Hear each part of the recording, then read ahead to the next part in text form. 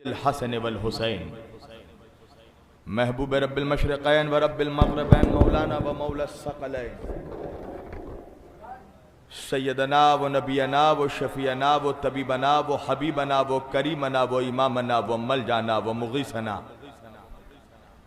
व अव्वलुना व औसतुना व आखिरुना व कुल्लुना हुज़ूर जनाब अबुल क़ासिम अहमद मुज्तबा मोहम्मद मुस्तफ़ा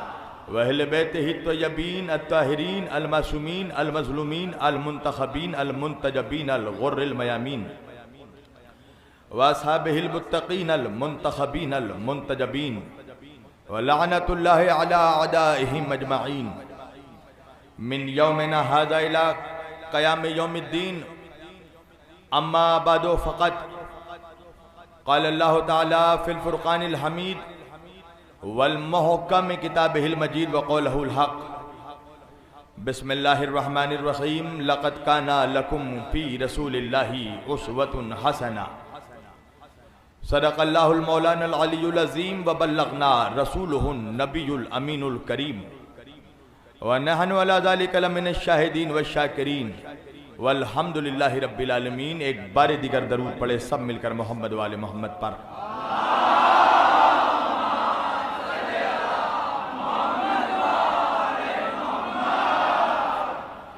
अज़ीज़ान गिरामी क़द्र, अज़ीज़ान मोहतरम व बरादरान मिल्लत इस्लामिया, बंदगान तौहीद व आशिक़ान रसूल व आले रसूल, गदायान दरबार बुतूल, मौला आप सबों के जज्बे ईमानी को जिंदा व सलामत रखे कि ऐसे अंधेरी रात में और ऐसे मिजाज बदलते हुए मौसम में आप लोगों का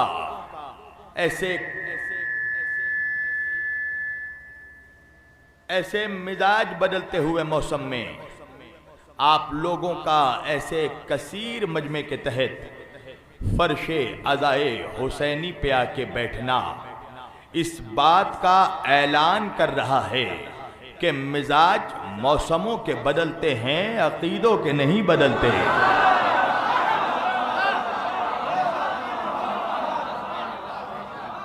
और अकीदा मुरत्तब कैसे होगा, पता कैसे चले कि किसका अकीदा सही है। मेरी जान ऐसा है कि एक साउंड फिक्स करके छोड़ दो, इसलिए कि मेरी तकरीर से किसी का बॉक्स नहीं फटता, फकत मुनाफिकों का कलेजा फट जाता है।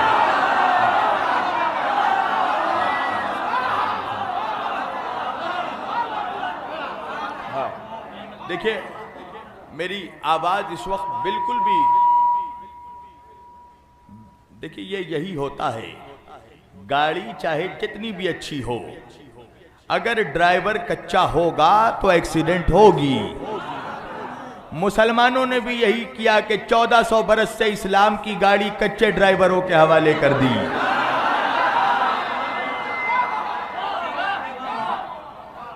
तो अज़ीज़ान गिरामी, अकीदा मुरत्तब कैसे होगा? देखिए मैं ज्यादा जोर नहीं लगा पाऊंगा, मुझे खास तौर से डॉक्टर ने यह ताकीद की है कि आप तकरीर ऐसे कीजिए कि जैसे आप लोगों के दरमियान महवे गुफ्तगू होते हैं। मगर मुझे मालूम है कि मैं उस मजमे से खिताब कर रहा हूं कि जो मजमा शहरे इल्म के दरवाजे का खैराती है।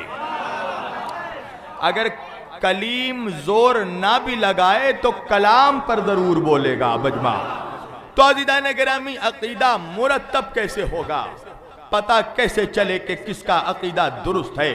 तो अल्लाह कुरान में फरमा रहा है, लक़द काना लकुम फी रसूलिल्लाहि उस्वतुन हसना। देखो मेरे नबी का किरदार, मेरे हबीब का किरदार, मेरे रसूल का किरदार, ताहो यासीन का किरदार, मुज़म्मिल व मुदस्सिर का किरदार, सिराजन मुनीरा का किरदार, व शम्स व ज़ुहा का किरदार, व लैली इज़ा सजा का किरदार, व नज्म इज़ा हवा का किरदार, मेरे मुस्तफ़ा का किरदार तुम्हारे लिए रोल मॉडल है, वो तुम्हारे लिए उसवे हसना है। यानी कायनात में अगर किसी की इताअत करनी है, अगर किसी की इत्तिबा करनी है, तो वो ज़ात मुस्तफ़ा है, वो ज़ात मदीने के ताजदार की है, वो ज़ात अहमद मुख्तार की है, वो ज़ात रसूल कायनात की है, वो ज़ात फ़ख्र मौजूदात की है, वो सरवरे कायनात की ज़ात है, वो फ़ख्र मौजूदात की ज़ात है, वो नबी कौनैन की ज़ात है, वो रसूलुस सकलैन की ज़ात है। कि अल्लाह कह रहा है लक़द काना लकुम फी रसूलिल्लाहि उस्वतुन हसना, हमने अपने नबी के किरदार को तुम्हारे लिए उसवे हसना बरकरार दिया है। यानी पता ये चला कि जो जो नबी करते जाए हमें वो करते जाना है, जो जो नबी कहते जाए हमें वो करते जाना है। तवज्जो कीजिएगा। अब अगर नबी कहे सजदे में चले जाओ तो सजदे में चले जाना, अब नबी कहे कि सर उठा दो तो सर उठा देना, नबी कहे खड़े हो जाओ तो बैठना हराम, नबी कहे बैठ जाओ तो खड़े होना हराम, नबी कहे सो जाओ तो जागना हराम, नबी कहे जागो तो सोना हराम, नबी कहे चुप रहो तो रोना हराम। तवज्जो तवज्जो तवज्जो। नबी कहे खामोश रहो तो रोना हराम, नबी कहे रो तो हंसना हराम, नबी कहे हंसो तो रोना हराम। भाई किरदार क्या है? का नबी जिसको गोद में बैठा ले तुम उसे अपने सर पर बैठा लो। तवज्जो। नबी जिसे अपने गोद में बैठा ले तुम उसे अपने सर में बैठा लो, और नबी जिसे अपने बज़्म से निकाले तुम उन्हें अपने दिल से निकालो।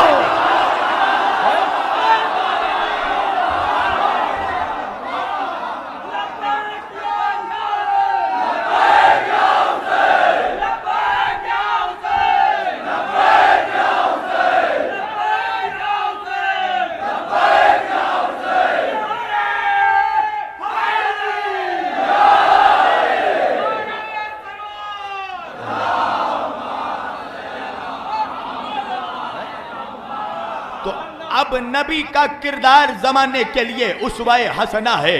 तो हम मुसलमानों ने जो कुछ भी लिया वो नबी से लिया, दीन नबी से लिया, शरीयत नबी से ली, अहकाम नबी से लिया, कानून नबी से लिया, इबादत नबी से ली, तकवा नबी से लिया, कुरान नबी से लिया, हदीस नबी से लिया, रिवायत नबी से ली, इल्म नबी से लिया, हिकमत नबी से ली, बलागत नबी से ली, जलालत नबी से ली, रियाजत नबी से ली। अच्छा, काबा नबी से लिया, किबला नबी से लिया, कुरान नबी से लिया, मस्जिद नबी से लिया, मिंबर नबी से लिया, मेहराब नबी से लिया, मुसल्ला नबी से लिया, काबा नबी से लिया, अक्सा नबी से लिया। अच्छा, सब कुछ हमने लिया, मगर नबी ने ये सारी चीजों को कैसे दिया? तवज्जो कीजिएगा भाई, हमने ये सारी चीजें नबी से लिया, मगर नबी ने हमको कैसे दिया? कहा नबी ने ऐसे दिया कि काबे को दिखाया और दिखाकर कहा कि मानो ये खुदा का घर है, तो हमने काबे को काबा मान लिया। नबी ने मस्जिद बनाई और बनाकर कहा कि मानो ये अल्लाह का घर है, तो हमने मस्जिद को अल्लाह का घर मान लिया। नबी ने कुरान सुनाया और सुनाकर कहा कि मानो ये अल्लाह की किताब है, तो हमने कुरान को कुरान मान लिया। नबी ने फर्श बिछाकर कहा कि मान लो ये मुसल्ला है, तो हमने मुसल्ले को मुसल्ला मान लिया। नबी ने एक पत्थर को चूम कर बताया कि ये हजरे अस्वद है, तो हमने नबी के कहने पे उसे हजरे अस्वद मान लिया। नबी ने एक मकाम दिखाकर कहा कि ये मकाम इब्राहिम है, हमने उसे मकाम इब्राहिम मान लिया। नबी ने मीना को दिखाकर कहा कि ये मीना है, हमने मीना को मीना मान लिया। नबी ने मगरबा को दिखाकर कहा कि ये मरवा है, हमने मरवा को मरवा मान लिया। नबी ने अक्सा को दिखाकर कहा कि ये अक्सा है, हमने अक्सा को अक्सा मान लिया। नबी ने सफा को दिखाकर कहा कि ये सफा है, हमने सफा को सफा मान लिया। मैंने कहा बात समझ में आ गई मुसलमानों, तुमने काबे को काबा इसलिए माना कि नबी ने काबा दिखाकर मनवाया, तुमने किबला को किबला इसलिए माना कि नबी ने किबला दिखाकर मनवाया, तुमने मुसल्ले को मुसल्ला इसलिए माना कि नबी ने मुसल्ला दिखाकर मनवाया, तुमने मेहराब को मेहराब इसलिए माना कि नबी ने मेहराब दिखाकर मनवाया। तुमने हजर अस्वद का बोसा इसलिए लिया कि नबी ने हजर अस्वद दिखाकर मनवाया। तुमने सफा को सफा इसलिए माना कि नबी ने सफा दिखाकर मनवाया। तुमने मरवा को मरवा इसलिए माना कि नबी ने मरवा दिखाकर मनवाया, दिखाकर मनवाया। मगर मुझे एक सवाल का जवाब दो कि इतनी सारी चीजों को तुमने इसलिए मान लिया कि नबी ने इतनी सारी चीजों को देखा कर मनवाया, देखा कर मनवाया, मगर ये बताओ कि आदम को तो कभी नबी ने दिखाया नहीं। भाई बात समझ में आ रही है ना? आदम को नबी ने दिखाया नहीं, बगैर दिखाए मनवाया। शीश को नबी ने दिखाया नहीं, बगैर दिखाए मनवाया। इदरीस को नबी ने दिखाया नहीं, बगैर दिखाए मनवाया। नूह को नबी ने दिखाया नहीं, बगैर दिखाए मनवाया। शाम को नबी ने दिखाया नहीं, बगैर दिखाए मनवाया। अरफक्षद को नबी ने दिखाया नहीं, बगैर दिखाए मनवाया। रऊ को नबी ने दिखाया नहीं, बगैर दिखाए मनवाया। सारू को नबी ने दिखाया नहीं, बगैर दिखाए मनवाया। इब्राहिम को नबी ने दिखाया नहीं, बगैर दिखाए मनवाया। इस्माइल को नबी ने दिखाया नहीं, बगैर दिखाए मनवाया। दाऊद को नबी ने दिखाया नहीं, बगैर दिखाए मनवाया। सलमान को नबी ने दिखाया नहीं, बगैर दिखाए मनवाया। अय्यूब को नबी ने दिखाया नहीं, बगैर दिखाए मनवाया। याकूब को नबी ने दिखाया नहीं, बगैर दिखाए मनवाया। यूसुफ को नबी ने दिखाया नहीं, बगैर दिखाए मनवाया। यह्या को नबी ने दिखाया नहीं, बगैर दिखाए मनवाया। जकरिया को नबी ने दिखाया नहीं, बगैर दिखाए मनवाया। मूसा को नबी ने दिखाया नहीं, बगैर दिखाए मनवाया। हारून को नबी ने दिखाया नहीं, बगैर दिखाए मनवाया। यूशा को नबी ने दिखाया नहीं, बगैर दिखाए मनवाया। ईसा को नबी ने दिखाया नहीं, बगैर दिखाए मनवाया। अरे जिब्रील को नबी ने दिखाया नहीं, बगैर दिखाए मनवाया। इसराफिल को नबी ने दिखाया नहीं, बगैर दिखाए मनवाया। महलाइल को नबी ने दिखाया नहीं, बगैर दिखाए मनवाया। अज़ाज़िल को नबी ने दिखाया नहीं, बगैर दिखाए मनवाया। अरे जन्नत तो नबी ने दिखाई नहीं, बगैर दिखाए मनवाया। कौसर तो नबी ने दिखाया नहीं, बगैर दिखाए मनवाया। सलसबील तो नबी ने दिखाया नहीं, बगैर दिखाए मनवाया। अरे सलसबील तो नबी ने नहीं दिखाया, बगैर दिखाए मनवाया। कुर्सी तो नबी ने नहीं दिखाई, बगैर दिखाए मनवाया। लौ तो नबी ने नहीं दिखाया, बगैर दिखाए मनवाया। कलम तो नबी ने नहीं दिखाया, बगैर दिखाए मनवाया। सिदरतुल मुंतहा तो नबी ने नहीं दिखाया, बगैर दिखाए मनवाया। हिजाब नूर तो नबी ने नहीं दिखाया, बगैर दिखाए मनवाया। हद तो यह है कि अल्लाह को भी नबी ने नहीं दिखाया, बगैर दिखाए मनवाया।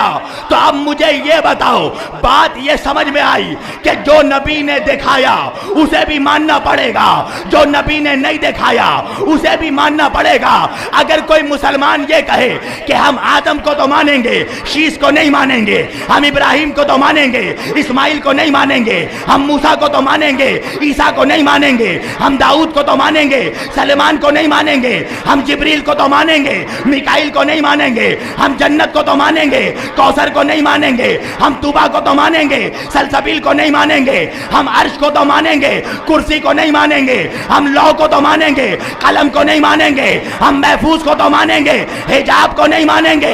तो सारी मुसलमानों के सारे उलमा मिलकर कहेंगे अगर किसी एक भी चीज का इनकार कर दिया तो इस्लाम से निकल जाओगे। मैंने कहा मौलाना क्या फकत इस्लाम से निकल जाएंगे? कहा नहीं, काफिर हो जाओगे। मैंने कहा क्या फकत काफिर होगा? कहा नहीं, जहन्नमी भी हो जाएगा। पता ये चला कि जितनी सारी चीजों को नबी ने नहीं दिखाया, नबी ने नहीं दिखाया, अगर उसमें से किसी एक का इनकार किया तो मुसलमान नहीं रहता, जहन्नमी हो जाता है। तो मुझे इंसाफ से बताओ, जिसे नबी ने नहीं दिखाया उसका इनकार किया तो जहन्नमी हो गए, तो जिसे 1.25 लाख के मजमे में हाथों पे उठा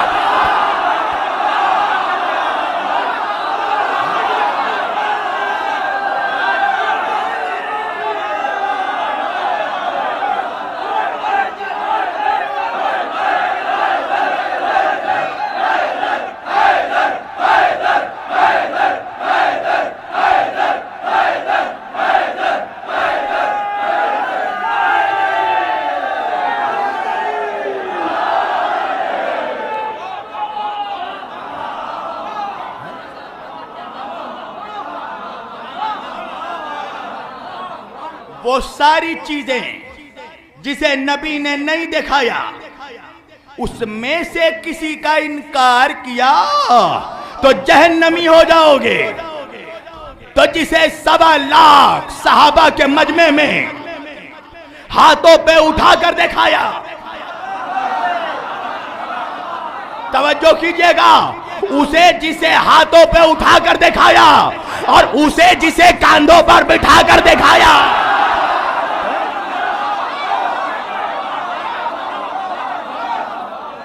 अगर उसमें किसी का इनकार किया, अगर उसमें किसी का इनकार किया तो फिर क्या होगा? जन्नत जाएगा। है? फकत या नबी सलाम अलैहि का पढ़ के जन्नत चला जाएगा, तेरे बाप की जन्नत है। जन्नत के सरदार हैं नबी के नवासे। जब तक नबी के नवासों को सलाम नहीं करेगा, नबी तेरे सलाम का जवाब नहीं देंगे। खूब ब्लैकमेल कर रहा है मौलवी मुसलमानों को, हर बात में जन्नत का सर्टिफिकेट रेडी है। जन्नत जाएगा। मैंने कहा क्या है जन्नत में? बोले 70 हूर है। जब सूरह रहमान पढ़ी, हूर की सूझी, अंधे को अंधेरे में बड़ी दूर की सूझी।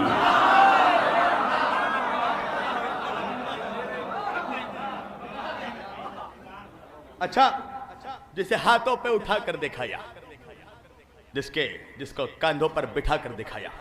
अच्छा, मुसलमानों की भी एक मजबूरी है, मुसलमानों में हर चीज खोल खोल कर पढ़ना पड़ रहा है, और मैं तो बदनाम हूं, ऐसे ही हर चीज खोल खोल के पढ़ता हूं। भाई वजह है ना, तू यजीदी होने पे नहीं शर्माता तो मैं हुसैनी होने पे क्यों शर्माऊं?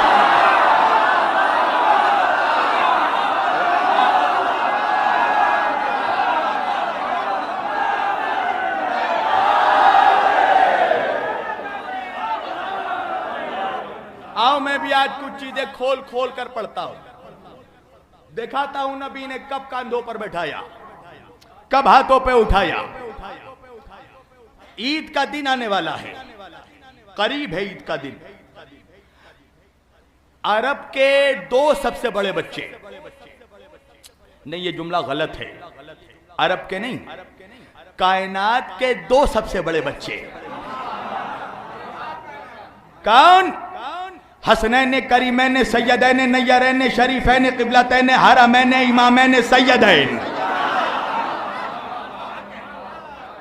हसनैन करीमैन सैयदैन नय्यरैन शरीफैन क़िबलतैन हरमैन इमामैन।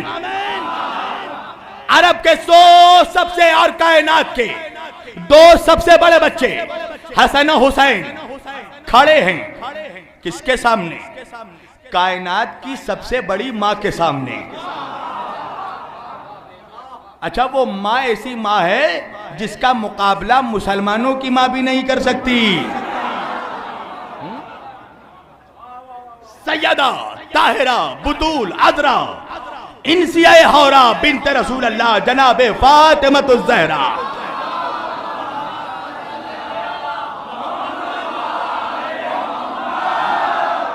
सैयदा फातिमा ज़हरा सलामुल्लाह अलैहा, अरब की सबसे बड़ी माँ, कायनात की सबसे बड़ी माँ, और उसके सामने कायनात के सबसे बड़े 2 बच्चे खड़े हैं, हसन और हुसैन अलैहिमुस्सलाम। कहने लगे अम्मा ईद का दिन करीब आ रहा है अम्मा। हाँ मेरे बेटे, हाँ मेरे बच्चों। अम्मा अरब के सारे बच्चों के कपड़े उनके दर्जी सी रहे हैं। अम्मा हमारे कपड़े? तवज्जो कीजिएगा, एक मर्तबा कायनात की सबसे अजीम मां ने कायनात के सबसे अजीम बच्चों के चेहरों को देखा और देखकर कहा, मेरे लाडलों परेशान क्यों होते हो? तुम्हारे कपड़े भी दर्जी सी रहा है। तवज्जो कीजिएगा, तुम्हारे कपड़े भी दर्जी सी रहा है। अब तारीख लिखने वाले मौर्रिखीन ने लिखा कि मक्के और मदीने में कोई भी ऐसा दर्जी नहीं था जो हसनैन के कपड़े सी रहा था। और फातिमा ने यह नहीं कहा कि बच्चों तुम्हारे भी कपड़े दर्जी सिएगा, सिएगा नहीं, सी रहा है। तवज्जो। अच्छा, फातिमा कौन? सिद्दीका, सच्ची, मुंह बोली सच्ची नहीं, हकीकी सच्ची। देखिए, फातिमा है सच्ची, अहले बैत है सच्चे। कैसे सच्चे?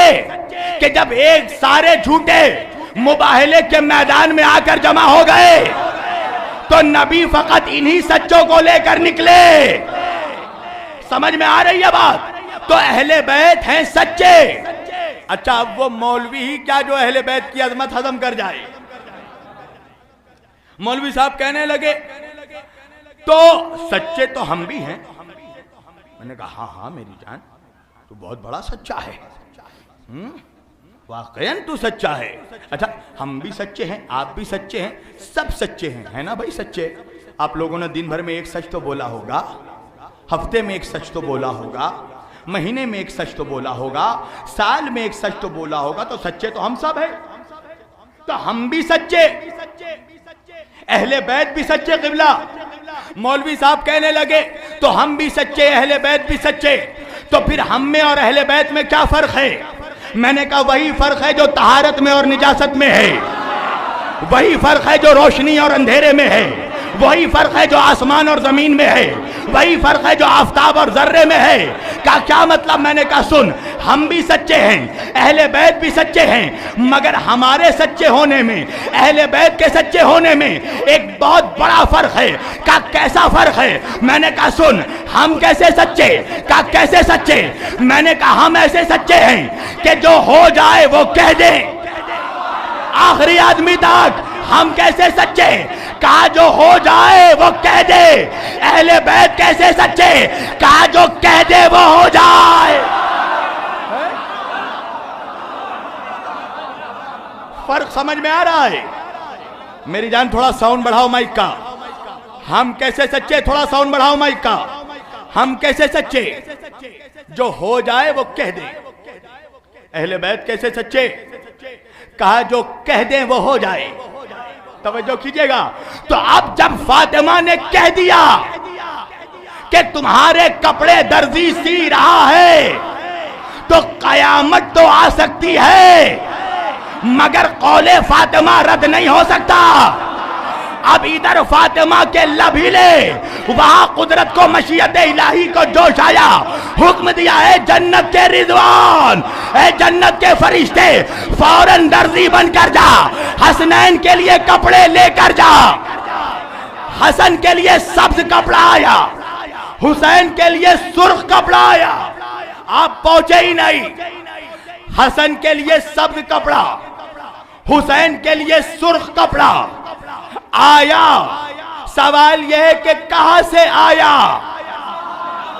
लंदन से आया, पेरिस से आया, जिब्राल्टर से आया, दुबई से आया, स्पेन से आया, बार्सिलोना से आया, एम्स्टर्डम से आया, अमेरिका से आया, कनाडा से आया, टोरंटो से आया? कहा नहीं, जन्नत से आया। तवज्जो कीजिएगा, तवज्जो। जन्नत से कपड़े आए। मैंने हाथ जोड़ के आसमान की तरफ देखा। मैंने कहा परवरदिगारे कायनात, ए मालिक मौतो हयात, ए रज़्ज़ाक़े कुल कायनात, ए खल्लाक़े अर्ज़ो समावात, ए मेरे परवरदिगार, ए मेरे खुदा, लन तजिदा लिसुन्नतिल्लाहि तब्दीला। तेरे कानून में तब्दीली नहीं होती। मालिक तेरा कानून नहीं बदलता, तेरा निज़ाम नहीं बदलता। परवरदिगार, ये तेरा कानून कोई हिंदुस्तान का पार्लियामेंट हाउस तो नहीं है कि हर 5 साल में नई हुकूमत आए और नया बिल पास करके नया कानून नाफिज कर दिया जाए। मालिक, ये बंदों का कानून नहीं, ये इलाही कानून है और तेरा कानून नहीं बदलता। का बेशक नहीं बदलता। मैंने कहा जब नहीं बदलता तो आज क्यों बदल गया? तवज्जो कीजिएगा, जब नहीं बदलता तो आज क्यों बदल गया? का क्या मतलब? मैंने कहा परवरदिगार, मैंने तारीख पढ़ा है, मैंने आदम की तारीख पढ़ी है कि जब तूने आदम को हुक्म दिया कि आदम जन्नत से निकलो, तो आदम जन्नत का कपड़ा पहने हुए थे, आदम जन्नत के लिबास पहने हुए थे, मगर जैसे ही आदम जन्नत के दरवाजे पर पहुंचे तो तूने आदम को हुक्म दिया, आदम जन्नत के कपड़े उतारो, जन्नत के लिबास उतारो, इसलिए कि जन्नत के कपड़े जमीन पर नहीं जाएंगे।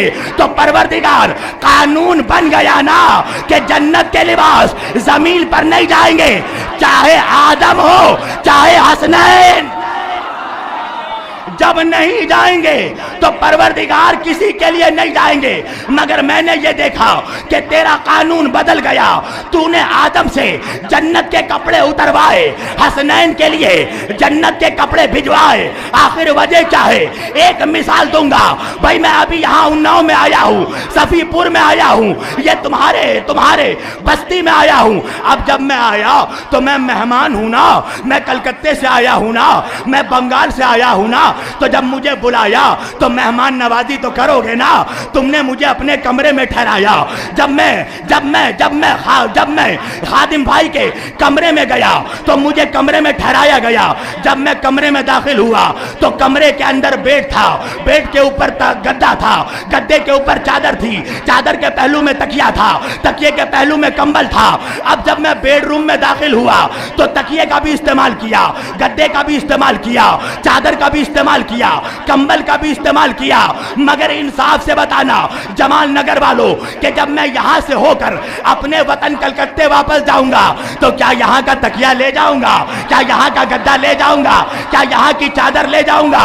क्या यहां का कंबल ले जाऊंगा? क्या नहीं मौलाना, नहीं, इसलिए कि आप यहां पर मेहमान हैं। मेहमान जब तक मेजबान के घर में रहता है तो मेहमान को इख्तियार है कि मेजबान की जो भी चीज चाहे इस्तेमाल करे, तकिया भी इस्तेमाल करे, चादर भी इस्तेमाल करे, गद्दा भी इस्तेमाल करे। मगर जब अपने घर वापस जाएगा तो मेहमान के घर की सारी चीजें छोड़कर जाना पड़ेगी। मगर यही शब्बीर वारसी, जब मैं अपने घर से निकला, जब मैं कलकत्ते से निकला तो अब मुझे इख्तियार था, चाहे अपने घर की चादर ले जाऊं, चाहे अपने घर का तकिया ले जाऊं, चाहे अपने घर का कंबल ले जाऊं, चाहे अपने घर का गद्दा ले जाऊं। वजह यह है कि मैं अपने घर में मेहमान नहीं हूं, अपने घर का सरदार हूं। तवज्जो कीजिएगा। तो भाई बात समझ में आ गई। जो जन्नत का मेहमान था उससे कपड़े उतरवाए, जो जन्नत का सरदार था उसके लिए कपड़े भिजवाए।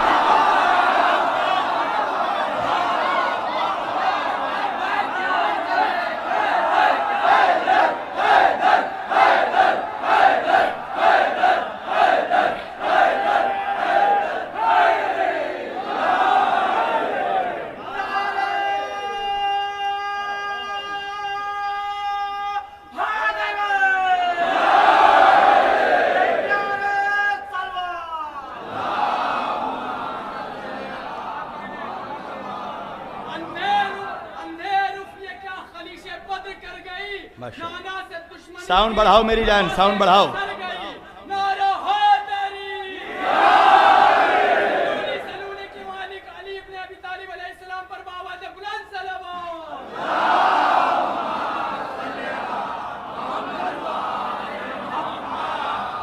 अच्छा, ये माइक वाले बड़े चालाक होते हैं, ये सोचते हैं कि सारे मौलवी बेवकूफ हैं।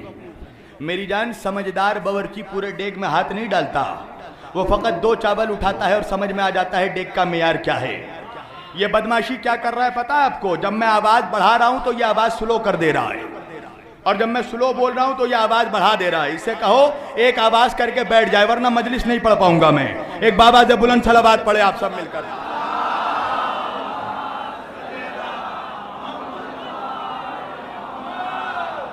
उसे कहिए बैठ जाए एक आवाज करके, वरना वो करता रहेगा ये पूरी मजलिस में। एक और बाबा से बुलंद सलावत पढ़े आप लोग।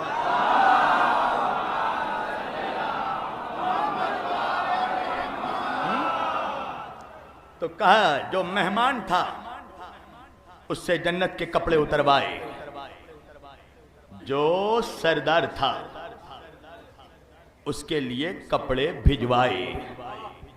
आ गए जन्नत के जोड़े, हसनैन के लिए।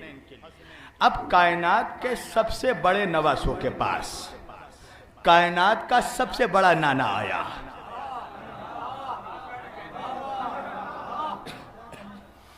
मेरे बच्चों, चलो नाना। कहां? मेरे लाडलो, आज ईद का दिन है बेटा, नमाज ईद पढ़ने। हाँ हाँ हाँ हाँ नाना, चलेंगे, पर नाना जाएंगे, मगर किस पर जाएंगे? नाना किस पर जाएंगे? मेरे नवासो, क्या मतलब? नाना, अरब के सारे बच्चे अपने अपने ऊंटों पर बैठकर जा रहे हैं। ऊंट को अरबी में नाका कहते हैं। नाना, अरब के सारे बच्चे अपने अपने नाकों पर बैठकर जा रहे हैं। नाना, हमारा कोई नाका नहीं है। एक मर्तबा नाना ने मुस्कुराकर नवासों को देखा और देखकर नाना ने कहा, ना ना। मेरे बच्चों, ना ना ऐसा ना कहो मेरे लाडलो। कहा नाना तो किस पर बैठकर जाएंगे? कहा मेरे लाडलो, अरब के सारे बच्चे आज अपने अपने ऊंटों पर बैठकर जाएंगे, तुम मेरे दोष पर बैठकर जाओगे। तवज्जो तवज्जो, तुम मेरे कांधों पर बैठकर जाओगे। तो तारीख लिखने वालों ने लिखा, सुबहान अल्लाह, क्या अजमत है हसनैन करीमैन की, क्या अजमत है हसनैन करीमैन सैयदैन नय्यरैन शरीफैन क़िबलतैन हरमैन इमामैन नय्यरैन की, कि जिसके लिए नबी ऊंट बन गए। नबी ने दोनों हाथों को रख दिया, नबी ने दोनों पैरों को रख दिया, और नबी ऊंट बन गए। मैं कहूंगा ऊंट नहीं बने नबी, ऊंट की नकल बने। नबी ऊंट नहीं बने, ऊंट की नकल बने। तो बात समझ में आया। अगर नबी हसनैन के लिए ऊंट की नकल बने तो जायज है। तो मैंने कहा, अरे ऊंट की औलाद, जब हम ताजिया बनाते हैं तो बिदअत क्यों कहता है?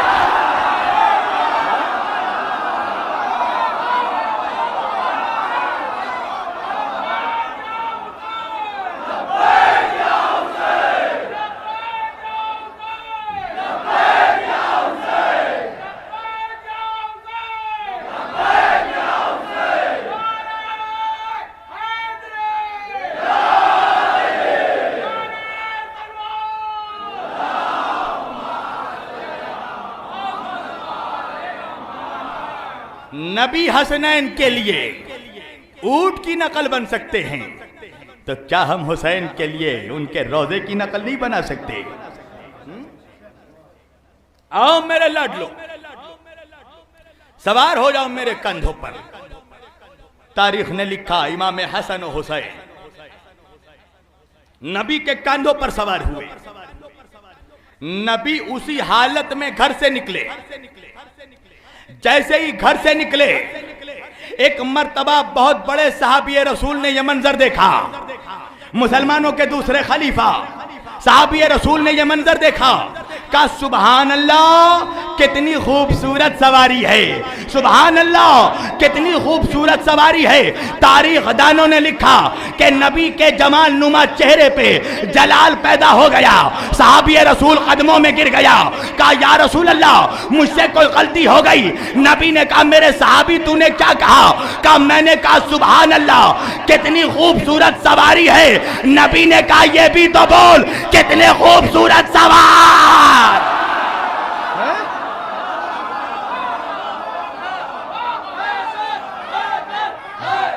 सब मिलकर आखिरी आदमी तक।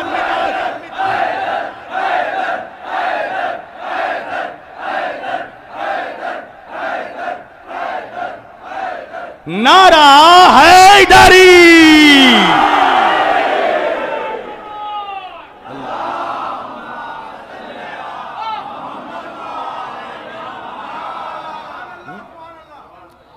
ये भी तो देख कि सवार कितने खूबसूरत हैं।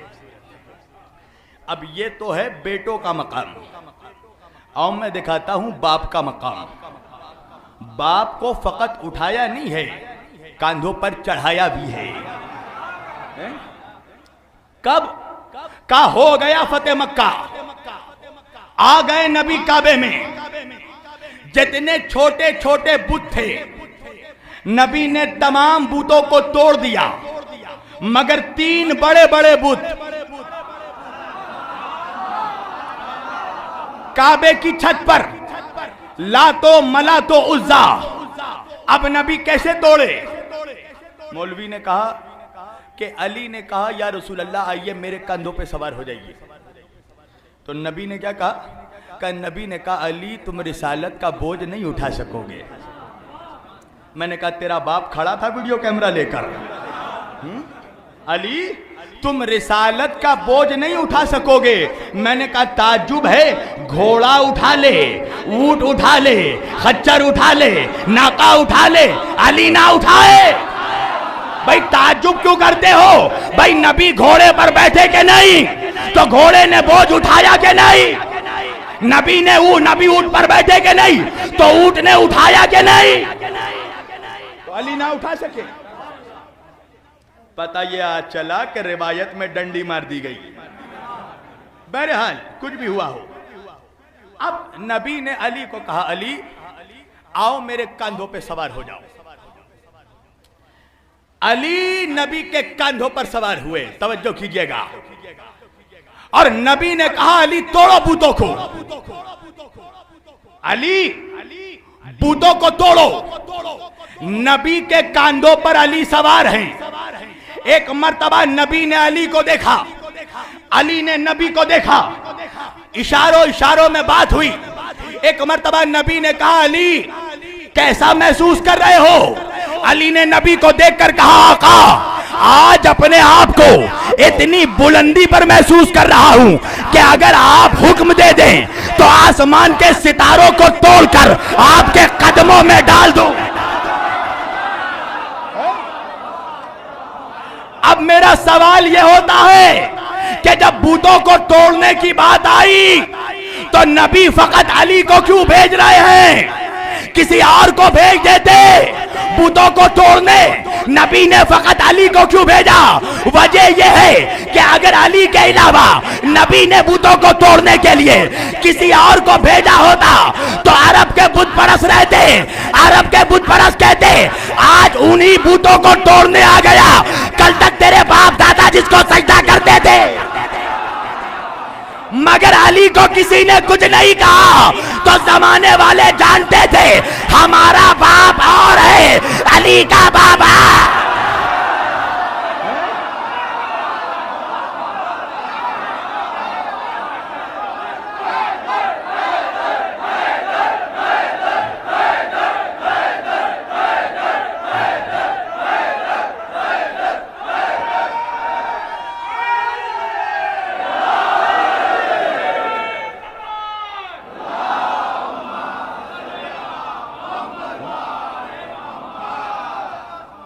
तोड़ा अली ने बुतों को। अब रसूल अल्लाह को कुछ परेशानी नहीं हुई, कटमुल्ला परेशान हो गया। कहा आपने तो अली को नबी से बढ़ा दिया। मैंने कहा तूने इतना घटाया ही क्यों? तूने नबी को अपना जैसा कहा ही क्यों? अपना बड़ा भैया बनाया ही क्यों?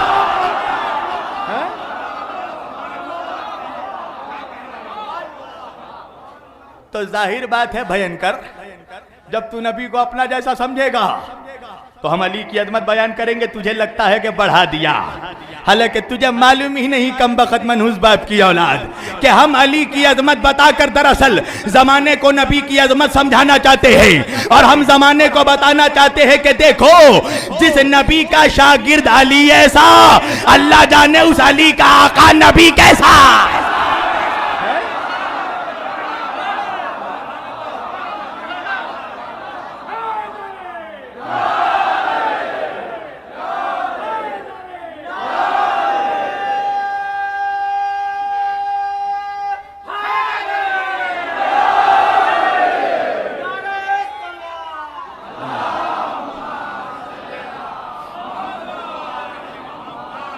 हम तो जमाने को ये पैगाम देते हैं कि देखो, जिस नबी के गोद का पला अली ऐसा, जिस नबी का स्टूडेंट अली ऐसा, उस अली का आका नबी कैसा होगा। तो ना तुझे आज तक अली समझ में आया ना नबी समझ में आया, तुझे फकत मौलवी समझ में आया है? तो कहने लगे आपने तो बढ़ा दिया। मैंने कहा कैसे?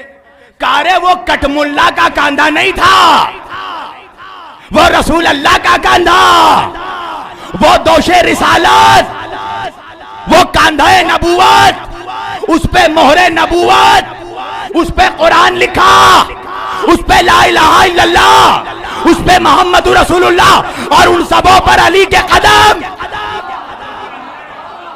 उन सबों पर हसन और हुसैन के कदम। तो आपने अली को नबी से बढ़ा दिया। मैंने कहा असल में वजह यह है कि अल्लाह ने तुझे अबू जहल की नस्ल में पैदा किया। तो भाई जैसा शजरा वैसी जहनियत का क्या मतलब? मैंने कहा ये बता कि अगर मैं कुरान के ऊपर मैथमेटिक्स की किताब रख दूं जायज है? कहा नहीं। मैंने कहा अगर कुरान के ऊपर ज्योग्राफिया रख दूं जायज है? कहा नहीं। मैंने कहा कुरान के ऊपर साइंस रख दूं जायज है? कहा नहीं। मैंने कहा कुरान के ऊपर अलजेब्रा रख दूं जायज है? कहा नहीं। मैंने कहा पर अगर कुरान के ऊपर कुरान रख दूं, कहा बिल्कुल जायज है। मैंने कहा काबे में यही हो रहा था, रिसालत के कुरान के ऊपर इमामत का कुरान।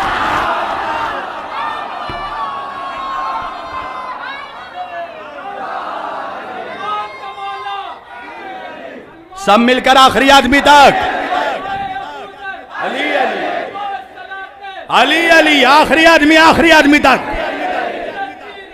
अली अली।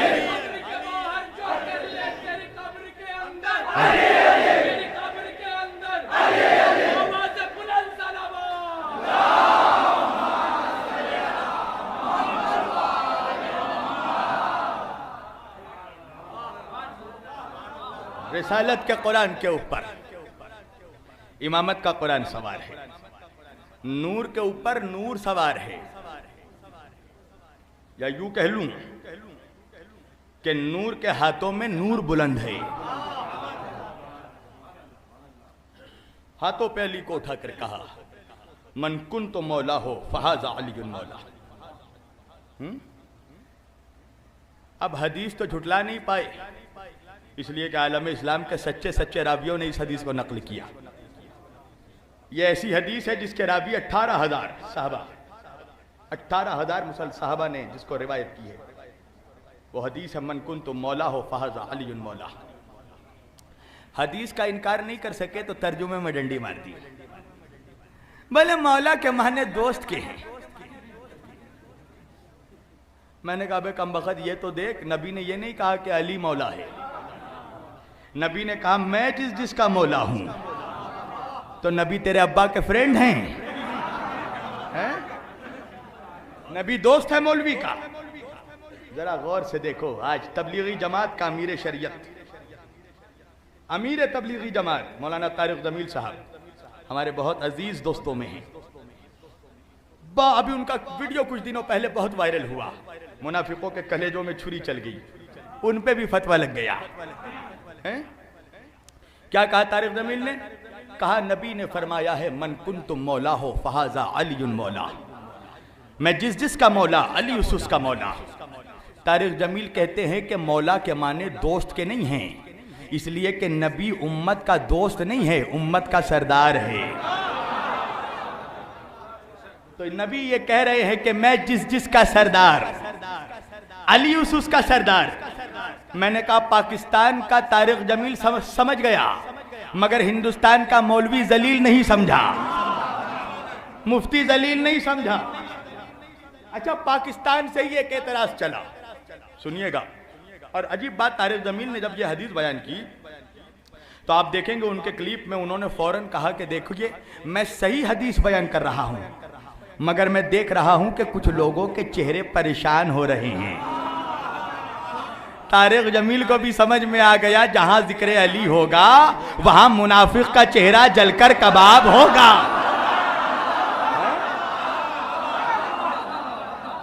मुनाफिक का चेहरा मुरझाएगा।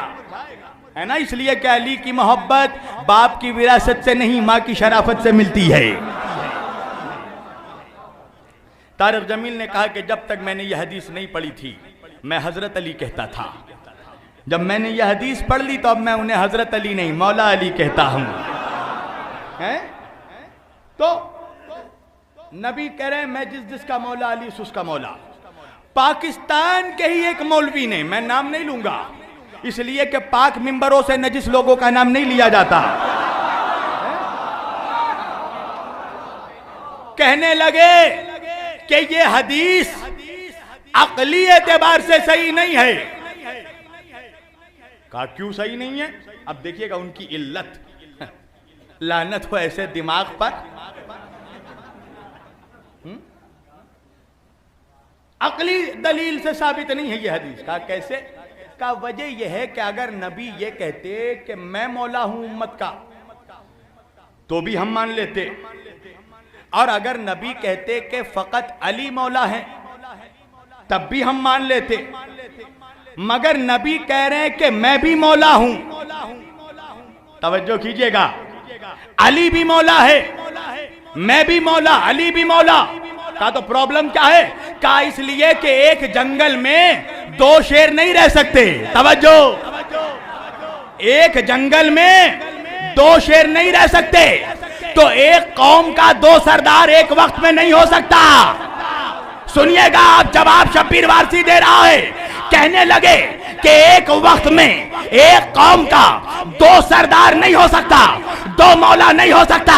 मैंने कहा जाहिल जरा हदीस देख, हदीस सामने है, नबी फरमा रहे हैं अल हसन वल हुसैन सैयदा शबाबिल अहलिल जन्ना, मेरे दोनों नवासे, मेरे दोनों नवासे, एक नहीं दोनों नवासा जन्नत के सरदार है।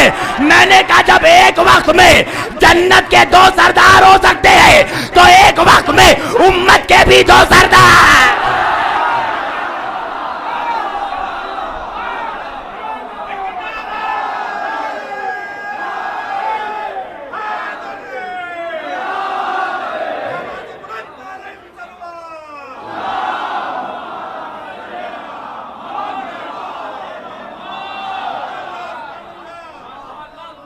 जब एक वक्त में एक जन्नत के दो सरदार हो सकते हैं उम्मत, तो एक वक्त में एक उम्मत के दो सरदार नहीं हो सकते। तो नबी कह रहे हैं मैं जिसका मौला, अली उसका मौला। और हाथों पर उठाकर तारीख ने लिखा कि इतना उठाया आका ने कि खुद छुप गए। भाई जाहिर बात है मेरी जान, अगर मैं मिंबर पर बैठकर अपने सामने किसी को उठा लूं तो मजमा उसको देखेगा, मुझे नहीं देख पाएगा। मैं कहूंगा आका आपने अली को इतना उठाया कि लोग आपको नहीं देख सके, फकत अली को देखने लगे। तो नबी ने कहा यही तो समझाना चाहता हूं, जब भी दूर से कोई देखता है तो शहर नजर नहीं आता, फकत दरवाजा नजर आता है।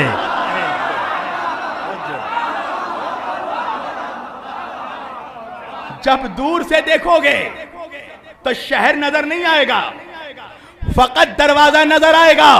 और नबी कह रहे हैं अना मदीनतुल इल्म वालियुन बाबुहा, मैं इल्म का शहर हूं और अली उसका दरवाजा है। वो कहने लगे वो दीवार है, वो छत है, वो पिलर है। मैंने कहा मरदूद तुझे लखनऊ की उर्दू नहीं आई, चला है अरब की अरबी समझने।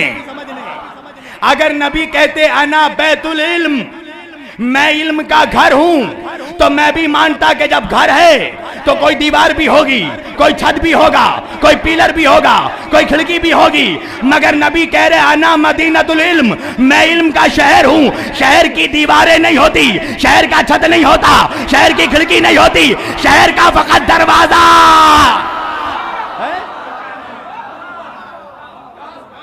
शहर का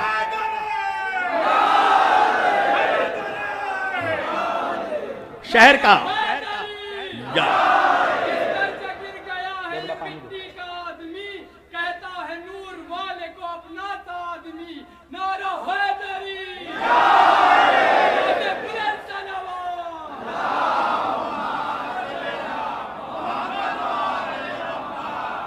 शहर का फकत दरवाजा होता है। और देखिए फ़कत हदीस यहाँ तक नहीं है, साथ साथ नबी ने कहा कि जिसको भी शहर में आना है वो दरवाजे से आए। आका ये कहने की जरूरत क्या थी? कहा आका को भी मालूम था कि 1400 बरस बाद कोई ना कोई खिड़की से जब मारने की कोशिश करेगा।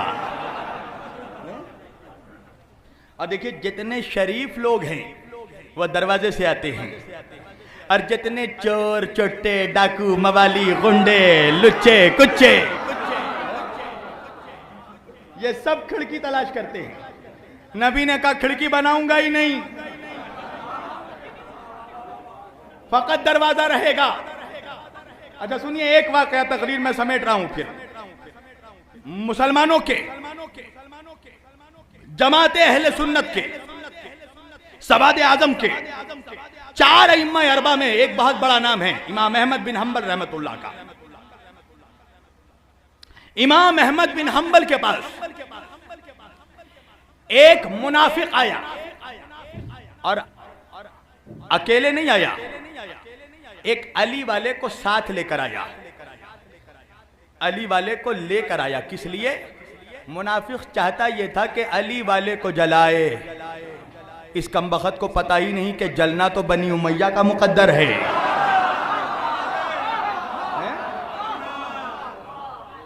दुनिया में भी जलेंगे, आखिरत में भी जलेंगे।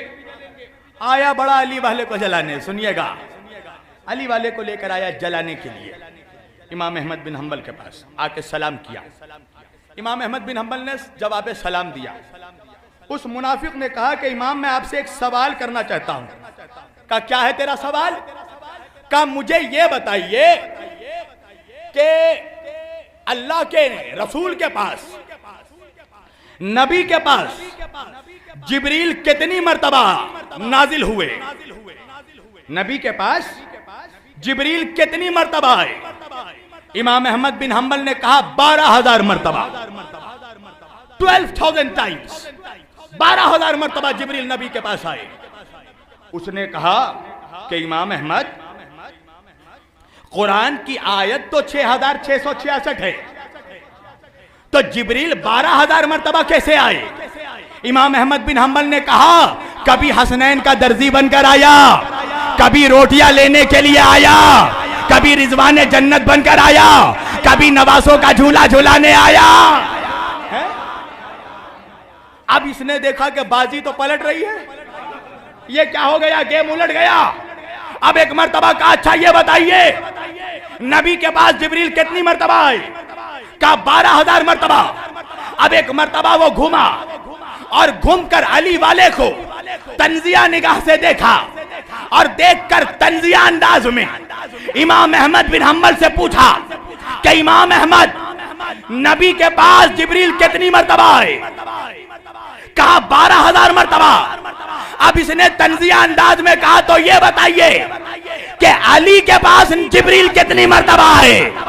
सुनना जवाब, अली के पास जिब्रील कितनी मर्तबा आए?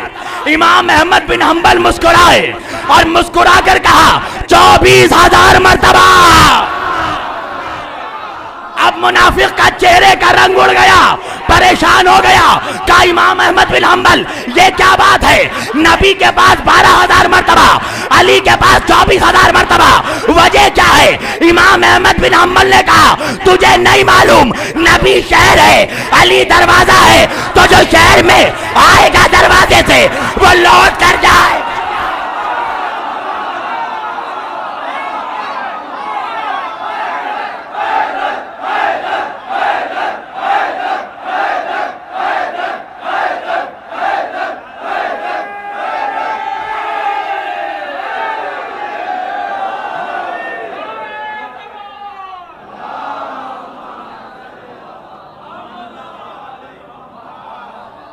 जो शहर में आएगा दरवाजे से वो पलट कर जाएगा भी दरवाजे से। समेट दिया मैंने। मुसलमान भी बड़ा जिद्दी है, हर जगह जाएगा, अली की चौखट में नहीं जाएगा। अल्लाह ने भी कहा मेरी जान नाक यूं नहीं पकड़ोगे तो घुमा के पकड़वा दूंगा। ठीक है करबला नहीं जाओगे मत जाओ, नजफ नहीं जाओगे मत जाओ, मगर अजमेर जाना पड़ेगा, कलियर जाना पड़ेगा, खिचौचा जाना पड़ेगा, देवा जाना पड़ेगा। अरे जब कलियर और देवा और बगदाद जाना तो ये सोच कर जाना जिसकी चौखट में जा रहा है उसका बाप है अली।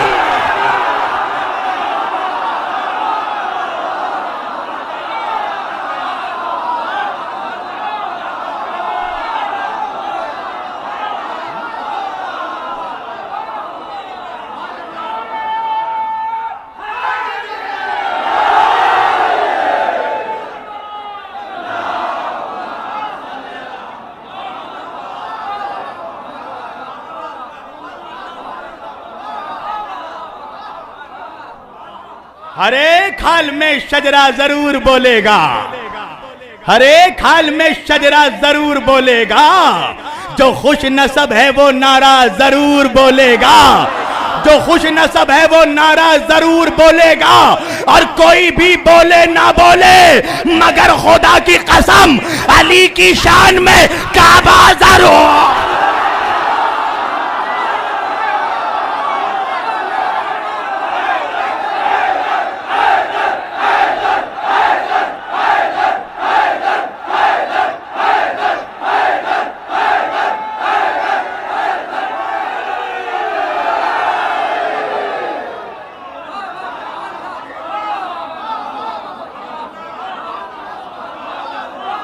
हर एक हाल में मेरी जान इब्तिदाई इश्क खैर होता है क्या, आगे आगे देखिए होता है क्या, शेर तो अब आने वाला है। हर एक हाल में शजरा जरूर बोलेगा, जो खुश नसब है वो नारा जरूर बोलेगा। कोई भी बोले ना बोले मगर खुदा की कसम अली के इश्क में काबा जरूर बोलेगा। तो अली के बुग़्ज़ का कीड़ा कहीं भी बैठा हो जुबान ना बोले तो चेहरा।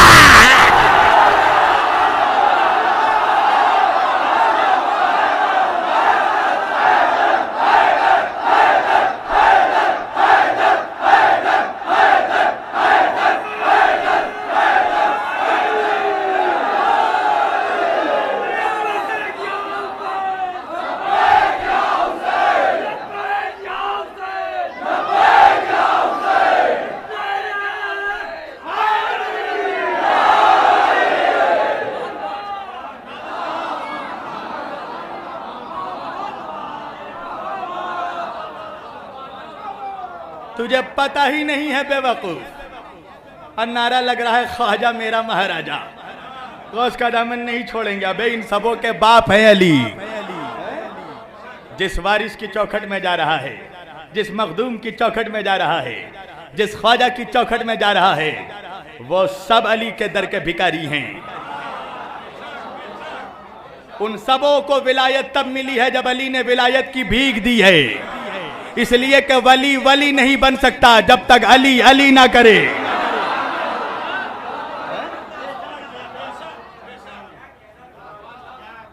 आज क्या हो गया का जो अली का नाम लेकर है राबसी हो गए हैं?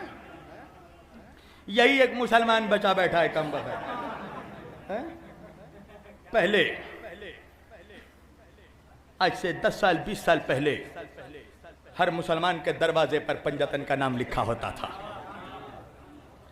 जब तक पंजतन का नाम लिखा रहा तब तक मुसीबतें घर में नहीं आती थी। पंजतन का नाम हटाया, शैतान भी आ गया, मुसीबत भी आ गई, गंदगी भी आ गई, निजासत भी आ गई, सब आ गया। और रो रहा है, नौकरी नहीं लग रही है। कैसे नौकरी लगेगी? तूने अली की नौकरी जो छोड़ दी है? आज माहौल क्या है? जिसके घर के दरवाजे पर पंजतन का नाम देखा, मोहम्मद, अली, फातिमा, हसन और हुसैन लिखा है, का इसके घर में मत जाना। क्यों क्यों मौलवी साहब क्यों नहीं जाएं? बोले देख नहीं रहे हो पंजतन का नाम लिखा है, राबसियों का घर है, शियों का घर है।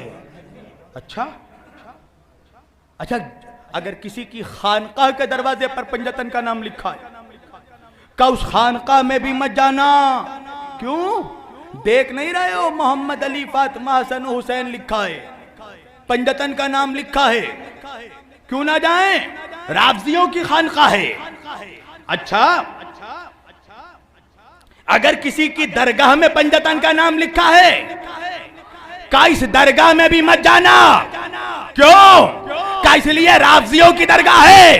अब समझ में आया हिंदुस्तान के सारे मुनाफिक आज अजमेर के खिलाफ क्यों भौंक रहे हैं। इसलिए कि अजमेर में मौलवी के बाप का नाम नहीं है, सैयदों के बाप का नाम।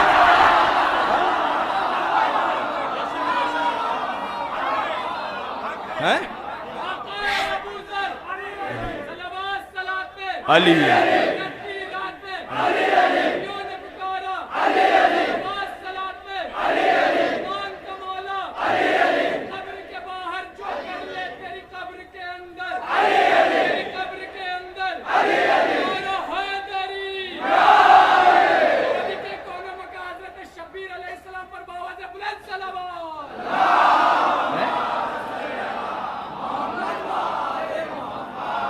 अजमेर में शास्त हुसैन लिखा है, बादशाहस्त हुसैन लिखा है, दीनस्त हुसैन, दीपनास्त हुसैन।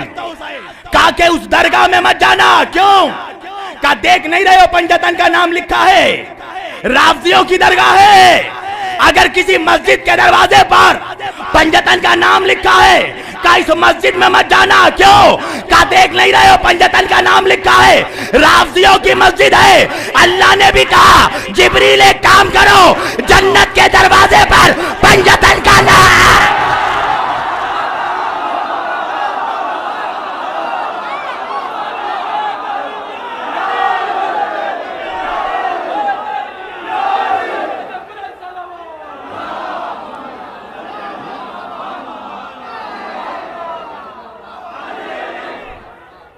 अली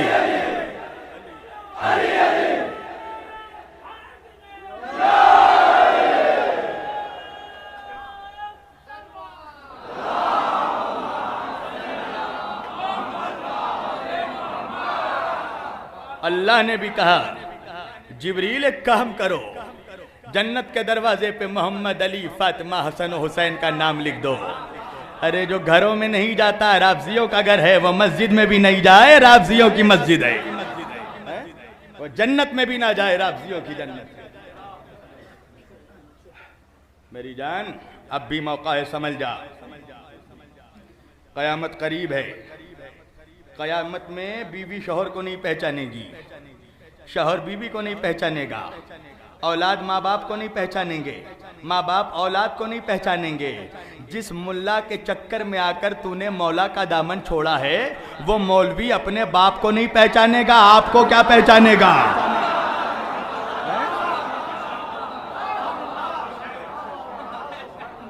मौलवी साहब खुद कयामत में ढूंढेंगे मेरी शिफात कैसे होगी। बहुत 11वीं का मुर्गा खाया, बहुत जलसों में नजराना लिया, तुझे पता नहीं मेरी जान कि कब्र से लेकर हश्र तक जिसका सिक्का चलेगा वो अली और हुसैन का सिक्का है। आज भी वक्त है अली की चौखट पे आ जा, आज भी वक्त है हुसैन के दरवाजे पे आ जा। मगर हाय अफसोस, मुसलमान आया तो जरूर अली की चौखट पर, मगर अली की चौखट को जलाने के वास्ते आया, अली का घर लूटने के वास्ते आया। एक दोपहर में भरा घर उजाड़ दिया। देखिए रोने की आवाज बुलंद हो गई। आपको रोना भी चाहिए, रोना भी चाहिए, इसलिए कि आपने सुना है ना करबला में असगर के गले पे तीर लगा था। हाँ हाँ आजादारों, आपको रोना चाहिए। आपने सुना है ना करबला में अकबर के सीने पर बर्छी लगी थी। आपको रोना चाहिए। आपने सुना है ना करबला में कासिम तकसीम हो गया था। आपने सुना है ना औनो मोहम्मद की कमसीनी लुट गई थी। मगर कभी तसव्वुर में सोचना कि आपका सुनकर ये हाल है, कभी अपने चौथे इमाम के बारे में सोचना। सज्जाद ने सुना नहीं, असगर के गले पे तीर लगते देखा, कासिम का लाशा पामाल होते देखा, अकबर के सीने से कलेजा निकलते देखा, बाप का कटा हुआ सर नेज़े पर देखा। कभी सोचना, इमाम ज़ैनुल आबिदीन करबला के बाद कभी मुस्कुराए नहीं। लोगों ने पूछा, इमाम इतने साल हो गए आज भी आप रोते हैं? का मेरे भाई याकूब का एक बेटा यूसुफ खो गया था, अरे रो रो कर आंखें सफेद कर दी, मेरे तो भरे दोपहर में 18 यूसुफ। हादादारो, जब भी तुम्हारे बीमार इमाम से किसी ने पूछा ना, इमाम सबसे ज्यादा मुसीबत कहाँ आई, 3 मर्तबा सज्जाद ने कहा, अशाम अशाम अशाम। गुलाम ने कहा, मौला असगर के गले पे तीर करबला में लगा, कासिम का लाशा करबला में पामाल हुआ, अकबर का कलेजा करबला में निकला, बाबा को आपके करबला में ज़िबा किया गया, मौला शाम में क्या हुआ? कहा, मेरे भाई तूने इंसाफ नहीं किया, अरे सर कटाना हमारी विरासत, तीर खाना हमारी विरासत, गर्दन कटाना हमारी विरासत, मगर माँ बहनों का पसे गर्दन बाजारों से फिरना।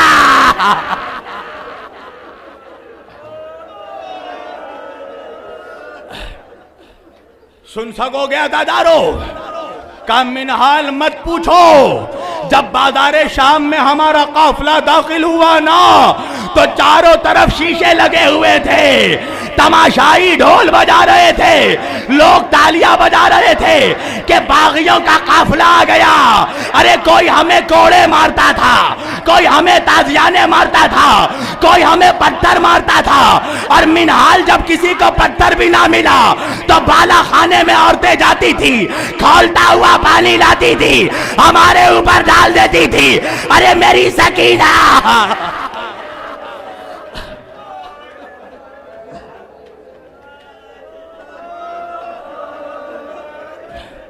हाँ बस 2 मिनट, मेरे कलेजे में ताकत नहीं कि मैं ज्यादा देर पढ़ सकूं। सुन सकोगे अदादारो, जब यह काफिला कूफे की गलियों से गुजरने लगा, एक ज़ईफा ने कटे हुए सरों की तरफ देखा, देखकर खूली मलून से पूछा कि इन लोगों का कसूर क्या था? जालिम कहने लगा, ये लोग बेनमाजी थे। वो ज़ईफा कहने लगी, झूठ ना बोल, इनके पेशानियों पे सजदे के निशान बता रहे हैं, ये बेनमाजी नहीं थे। जालिम ने कहा, ये लोग बागी थे। एक मर्तबा उस ज़ईफा ने 6 महीने के बच्चे का कटा सर दिखाया, कहा, क्या इस बच्चे ने भी बगावत की थी? हादादारो, बस 2 मिनट रोते हुए जाना। एक मकाम से जब काफिला गुजर रहा था ना, तो वो नेजा के जिसपे हुसैन का कटा हुआ सर था, वो नेजा जमीन पर गड़ गया, काफिला रुक गया। एक मर्तबा शिम्र लानती अपने घोड़े से उतरा, सिपाहियों से पूछा, काफिला क्यों रोक दिया?